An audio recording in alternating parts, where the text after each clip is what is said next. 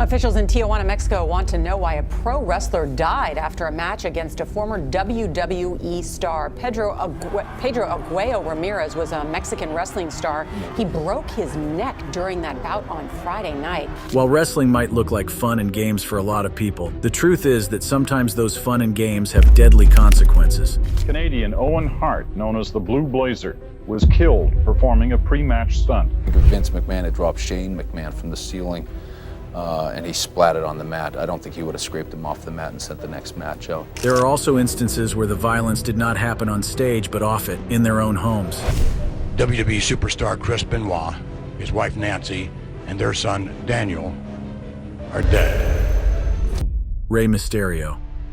Officials in Tijuana, Mexico want to know why a pro wrestler died after a match against a former WWE star. The night of March 20th, 2015 was set to be another chapter in Aguayo Jr.'s storied career. The Crash promotion in Tijuana was the battleground, and the match was a tag team spectacle. Aguayo Jr., teaming with Monique, was pitted against two formidable opponents, Rey Mysterio Jr. and Extreme Tiger. Fans expected a classic, a clash of titans under the vibrant lights, a showcase of the artistry and athleticism that define lucha libre. But as the combatants prepared for battle, none could foresee that this night would be etched in history not for the feats performed within the ring, but for a tragedy that would leave the wrestling world mourning. Pero Aguayo Jr., with his trademark snarl and intensity, stepped into the ring alongside Monique, ready to face the legendary Rey Mysterio Jr. and his partner Extreme Tiger. The crowd roared, a cacophony of excitement for the high-stakes drama that is lucha libre. The bell rang, and the dance of agility and power commenced. The choreography of the fight led to a pivotal moment, one that would be replayed in the minds of fans and analysts in the days to come. Rey Mysterio Jr., a master of the ring, executed a head scissors takedown on Aguayo Jr., a move designed to set up his signature 619, but fate intervened, and Aguayo Jr. did not land as expected. Instead, he found himself outside the ring, a rare misstep for the seasoned luchador. Undeterred, Aguayo Jr. returned to the fray, only to receive a dropkick from Mysterio, aimed at positioning him for the 619. Aguayo Jr. slumped over the middle rope, the setup complete, but his body was limp, his response unnervingly absent. Monique, sensing something amiss, shook Aguayo Jr., trying to elicit a reaction. Conan at ringside joined the effort, shaking Aguayo Jr. with growing concern. The match continued around them, the performers unaware of the severity unfolding before their eyes. Mysterio, ever the professional, avoided contact as he leaped for the 619, his instincts telling him something was wrong. The referee's attention was finally drawn to Aguayo Jr.'s condition, and the match drew to a close with Mysterio pinning Monique, but the victory was hollow, overshadowed by the worry for Aguayo Jr. As the reality of the situation set in, the ring became a scene of urgency. Personnel rushed to Aguayo Jr.'s side, initially believing he was simply knocked out. He was carefully moved from the ring on a makeshift stretcher of plywood, a decision that would later be scrutinized, though it was made in the heat of the moment with the best intentions. Pero Aguayo Jr., at the age of 35, had passed away. The aftermath was a blur of emotion and confusion. The initial diagnosis pointed to cervical spine trauma, a result of the drop kick that sent Aguayo Jr. into the ropes. The final cause of death, however, was a cardiac arrest due to a cervical stroke caused by 3 fractured vertebrae. The fractures occurred at 2 distinct moments of impact, and Aguayo Jr. had died almost instantly, a fact that offered little solace to those who revered him. The Attorney General for Baja California initiated an investigation to unravel the events that led to Aguayo Jr.'s death. The wrestling community held its breath, awaiting answers, hoping for closure. No criminal charges were filed, but the incident cast a spotlight on the medical protocols in place at wrestling events. The Tijuana Wrestling Commission faced scrutiny as it was revealed that the doctor on duty was attending to other injuries backstage, delaying the response to Aguayo Jr.'s critical condition. As the investigation unfolded, the wrestling fraternity came together to mourn one of their own. Aguayo Jr.'s funeral, held on March 23rd in Guadalajara, was a poignant affair. Conan and Rey Mysterio Jr., two titans of the ring and close to Aguayo Jr., served as pallbearers. In a gesture of deep respect and mourning, Mysterio attended without his mask, a rare sight that underscored the gravity of the loss. He faced Aguayo Jr.'s family, not as a fellow wrestler, but as a man sharing in their grief. They in turn offered words of comfort, absolving him of any blame and attributing the tragedy to a higher power.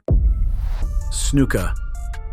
Nancy Argentino, a vivacious 23-year-old from Brooklyn, New York, found herself entwined in the glamorous yet grueling world of professional wrestling, not as a competitor, but as the companion of one of the sport's most electrifying figures, Superfly Jimmy Snuka. Argentino then became a constant presence in Snuka's life, traveling with him through the highs and lows of his wrestling tours, especially when he performed in the Northeast. Their bond, though fraught with the challenges of a life lived in the limelight, seemed unshakable until one fateful day in May of 1983. On that day, the couple checked into the George Washington Motor Lodge in Whitehall Township, Pennsylvania, not far from the Allentown Fairgrounds, where Snuka was scheduled for a World Wrestling Federation taping. Little did anyone know, this would be the last motel room Argentino would ever see. Within hours, a frantic call for help was made, and Nancy was rushed to the hospital with a serious head injury, her life hanging in the balance. The sudden death of Nancy Argentino sent shockwaves through the community and prompted an immediate investigation by local authorities. As the last person to see her alive, Jimmy Snuka's account of the events became the focal point of the inquiry. Initially, Snuka told at least 5 individuals, including the first police officer on the scene, that an altercation had occurred, resulting in Nancy falling and striking her head. However, his story would soon change, with Snuka claiming that Nancy had slipped and hit her head during a roadside bathroom stop. He defended this accountant as recently as 2013. So the girl, wanted to use the bathroom, So she got out and went to go use the bathroom, pulled over to the side. And I guess after she got done, she came back over like a stream that was there. She jumped and slipped and banged her head. Nancy had suffered traumatic brain injuries consistent with a moving head striking a stationary object, along with over 24 cuts and bruises across her body. The coroner's report suggested a case of maid abuse and urged that the death should be investigated as a homicide. Despite the alarming autopsy results and Snuka's shifting explanations, charges were not immediately filed. The case remained open, yet inactive, as the wrestling world continued to spin and Snuka maintained his celebrity status within it. In the days following Nancy's death, Snuka appeared at wrestling events, seemingly unaffected by the tragedy that had unfolded. Behind the scenes, however, the gears of justice were grinding slowly, with Nancy's family seeking answers and pushing for a deeper investigation into what they believed was a clear case of foul play. As the initial investigation stalled, questions lingered about the role of the wrestling industry's influence, particularly that of Vince McMahon, the powerful head of the World Wrestling Federation. Rumors swirled about a mysterious meeting between McMahon, Snuka, and the district attorney's office, but no concrete evidence emerged to clarify McMahon's involvement or the reasons behind the investigation's apparent standstill. The lack of immediate legal action left the Argentino family devastated and seeking justice through civil means. They filed a wrongful death lawsuit against Snuka, which resulted in a $500,000 judgment in their favor. However, the victory was hollow as Snuka filed for bankruptcy and the family never received compensation. Snuka continued to work for free. Hall of Fame wrestler has just been charged with the 1983 murder of his 23-year-old Brooklyn girlfriend, Nancy Argentino. However, after 32 years in 2015, Snuka was charged with murder, yet he would never face trial as he claimed he had dementia. But that did not stop him from fighting in the same year he was charged. Jose Huertas Gonzalez. This man, another wrestler named Jose Gonzalez, better known to fans as Invader One, was arrested for the murder and awaits trial. On the 16th of July, 1988, the stage was set for another wrestling event at the Juan Ramon Lubriel Stadium. The air was thick with excitement and the heat of the Puerto Rican sun as fans gathered to witness their heroes in action. Brody was scheduled to face Dan Spivey that night, a match that promised to be another notch in his storied career. But before he could lace up his boots and step into the ring, Brody's life would take a tragic turn. During a detailed interview featured in Vice's documentary series, Dark Side of the Ring, fellow wrestlers Dutch Mantle and Tony Atlas recounted events surrounding the altercation between Bruiser Brody and Jose Gonzalez in the 1970s. According to Mantell and Atlas, Brody wrestled roughly with Gonzalez during their matches, with Brody allegedly beating him up. S.D. Jones recalled Gonzalez expressing his resentment towards Brody, reportedly stating, "One day I'm gonna kill that man." Atlas further claimed that local authorities initially assumed the killer to be an enraged wrestling fan, unaware of Gonzalez's involvement. Atlas mentioned that he was the sole witness witness to identify Gonzalez to the authorities for his arrest. Atlas also said that Brody was on the verge of acquiring ownership in the wrestling company, suggesting potential changes that might lead to Gonzalez's dismissal. Atlas recalled an urgent meeting among Gonzalez, Victor Quinones, and Carlos Colon in the locker room shortly before the tragic events, while Mantell described the meeting as strange. Moments later, Gonzalez called out to Brody in the shower, leading to the fatal stabbing. As the two men disappeared from view, the rest of the wrestlers continued their preparations, oblivious to the impending tragedy. The exact words exchanged between Gonzalez and Brody remain a mystery, but what is known is that the discussion quickly spiraled into a heated argument. The locker room's layout, a labyrinth of lockers and secluded spaces, meant that the initial moments of the altercation were hidden from view, but the outcome was anything but silent. As I'm looking at Carlos, I hear this sound. So I looked up. Brody was halfway hunched over. I thought Jose punched him in the stomach. That's what I thought. That the first thought came to me, damn, he hit Brody. I said, oh, this is gonna be a fight. Bruiser Brody was bent over, clutching his stomach, his face contorted in pain. Standing nearby with a knife dripping blood was Gonzalez, his expression one of shock and confusion. The immediate response was one of chaos and disbelief. Wrestlers and staff scrambled to make sense of the situation, some rushing to aid Brody, others calling for help. The locker room, once filled with the sounds of camaraderie and competition, was now a place of panic and fear. Brody, despite his formidable size and strength, was vulnerable, his lifeblood spilling onto the cold tile floor. The urgency of the situation was compounded by the logistical nightmare that ensued. The stadium, packed with fans eagerly awaiting the night's entertainment, was surrounded by the snarl of traffic, the streets choked with vehicles. It took almost an hour for paramedics to navigate the congested roads and reach the stricken wrestler. Every second was precious, and as the clock ticked, Brody's chances of survival diminished. When the paramedics finally arrived, they were met with a daunting challenge. Brody's massive frame, now limp and heavy, was beyond their ability to move. It was Tony Atlas who stepped in to assist in carrying Brody's body down the stairs to the waiting ambulance. The Great Khali.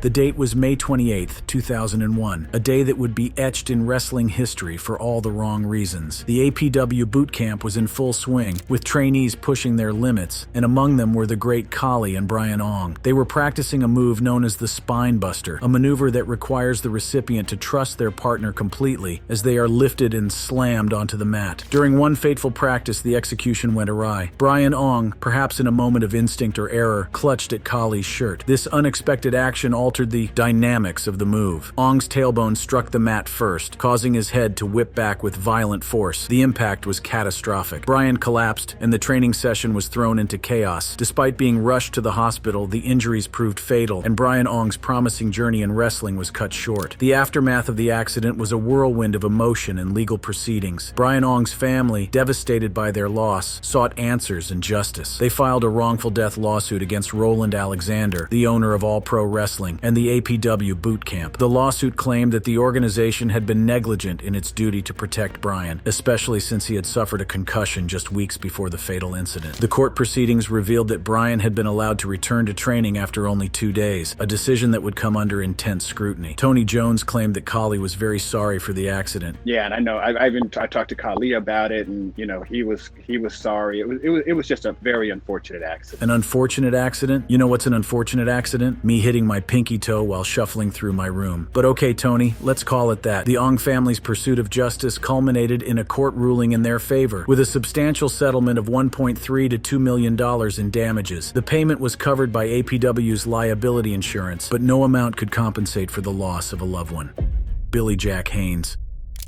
A former WWE star was in court and has been arraigned in the shooting death of his 85-year-old wife. In a turn of events as dramatic as any wrestling storyline, Billy Jack Haynes found himself at the center of a real-life tragedy. On a cold February morning in 2024, the once celebrated wrestler was arrested in Portland, Oregon, following a harrowing standoff with police. The authorities had responded to a report of a shooting in the Lentz neighborhood, and upon arrival, they encountered a scene that would shock the community. Inside the home, Haynes was uncooperative uncooperative, leading to tense negotiations with law enforcement. The standoff culminated in his arrest and the subsequent discovery of his wife, Jeanette B. Kraft, deceased. At 70 years of age, Haynes was a far cry from the vibrant athlete who once dominated the wrestling ring. His wife, 85, had been battling dementia, and neighbors spoke of the couple's recent struggles. The news of Haynes' arrest sent ripples through the wrestling world and beyond. Fans who had once cheered for his victories in the ring were now grappling with the stark reality of his situation. The Portland Police Bureau reported that Haynes was taken to a hospital for a medical condition unrelated to the incident, delaying his formal booking and charges. B. Kraft was not only the mother of another professional wrestler who went by the name Todd Rule, but also his real name was Todd B. Kraft. Rule and Haynes formed a strong friendship from childhood, meeting in the wrestling world at the age of 9. Following Rule's father's passing, his mother tied the knot with Haynes. Rule passed away in 2021. Kim B. Kraft Finley shared a heartfelt tribute to her mother on Facebook, writing, "You are now soaring with the angels." Neighbors also expressed their shock and sorrow over the tragedy. One neighbor mentioned how they used to reminisce about old wrestling days with Haynes, recalling, "He would share all sorts of stories about the old wrestling scene, and I would tell him about how I used to watch him." Another neighbor, Berlin Mathieu, shared her deep sense of loss, saying, "A great community around here, a lot of veterans that are, and my dad's a vet as well, and so was Billy, and I did love him dearly, and we loved Jen as well, so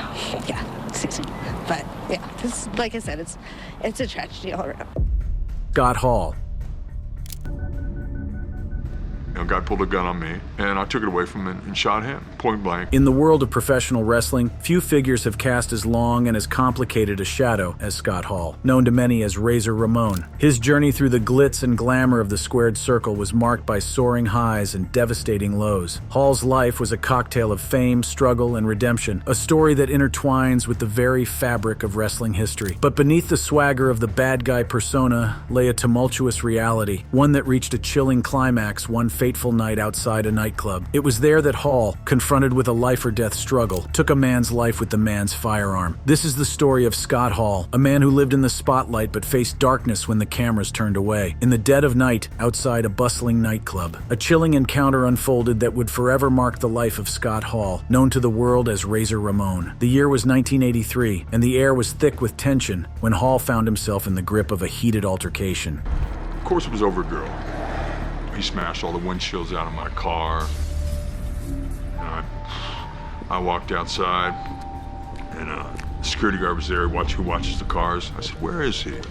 He's around the corner talking to the manager, who was my friend." The confrontation spiraled out of control, and in a harrowing twist of fate, the man Hall was scuffling withdrew a gun. In the ensuing struggle, the firearm discharged, and the man was fatally wounded by his weapon. This was no scripted wrestling match. It was a grim slice of reality that would haunt Hall for years to come. The incident was shrouded in controversy and legal battles. Hall was charged with second-degree murder, a charge that loomed over him like a dark cloud. However, the case took a turn when key evidence surfaced, showing that Hall had acted in self-defense. The charges were eventually dropped, but the shadow of that night lingered. And I should have sought counseling like right then, but I didn't know anything. I was a kid.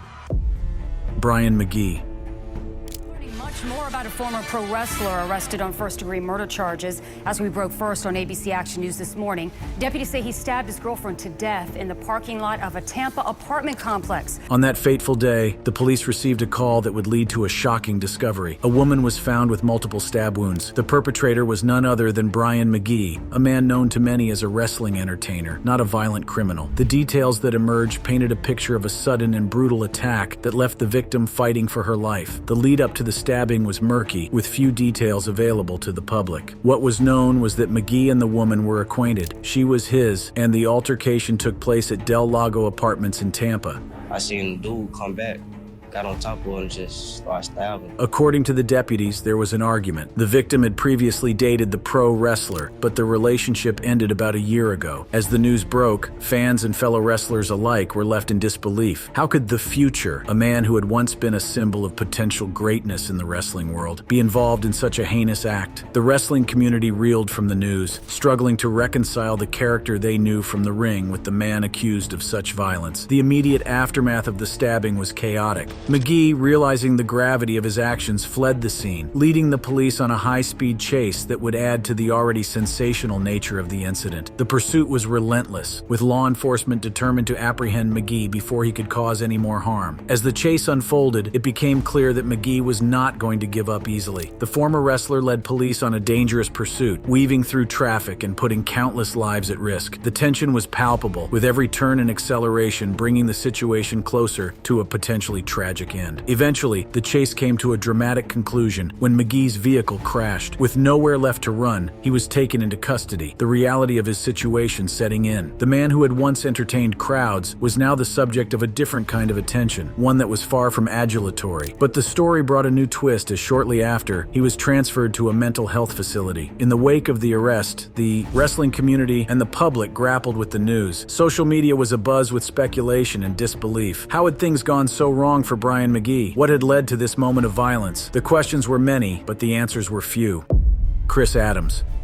In April of 2000, the precarious balance of Adams' life tipped into tragedy. Linda Kapengst, a young woman with whom Adams had become romantically involved, fell victim to the lethal combination of alcohol and GHB. The two had indulged in a night of excess that ended with both slipping into a coma-like state. While Adams would eventually recover, Kapengst would not. She was pronounced brain dead at the hospital, a heartbreaking outcome that left her family devastated and Adams facing a grim reality. The incident marked a turning point for Adams. Once a celebrated athlete, he now found himself at the center of a manslaughter investigation. The wrestling community, which had embraced him as a star, began to distance itself. His upcoming appearances were canceled, and his name became synonymous with the tragic event that had claimed Kapengst's life. Adams and Kapengst's bond was complex, intertwined with a shared dependency on substances that promised escape but delivered peril. GHB, the drug du jour, had become a staple in their lives, offering a reprieve from their troubles. Known for its sedative effects, GHB was especially dangerous when mixed with alcohol, a fact that would prove to be of critical importance in the narrative of their relationship. The night of April 2000 was a culmination of their reckless indulgence. Adams and Kapengst, along with a friend, found themselves in a situation that would soon spiral out of control. The trio consumed copious amounts of alcohol, and GHB was also part of the toxic cocktail that evening. As the substances took hold, both Adams and Kapengst succumbed to a coma-like state, a terrifying side effect of the drugs they had ingested. Their friend, witnessing the alarming effects of the overdose, made the crucial decision to call for medical assistance. It was a decision that likely saved Adams's life, but tragically came too late for Kapengst. By the time help arrived, the damage was done. Adams would eventually awaken from the drug-induced stupor, but Kapengst's fate was sealed. At the hospital, she was declared brain dead. In June 2001, Adams was indicted on manslaughter charges in connection with the death of Kapengst. He surrendered himself to authorities. However, while awaiting trial, tragedy struck on October 7, 2001, when he was fatally shot in the chest with a .38 caliber handgun during a drunken altercation with his friend, William Brent Bure Parnell, at his residence in Waxahachie, Texas. Adams was 46 years old at the time of his death. Parnell argued self-defense and was subsequently acquitted of all charges. That brings us to the end of this video. For more interesting videos like this, click on the cards on your screen.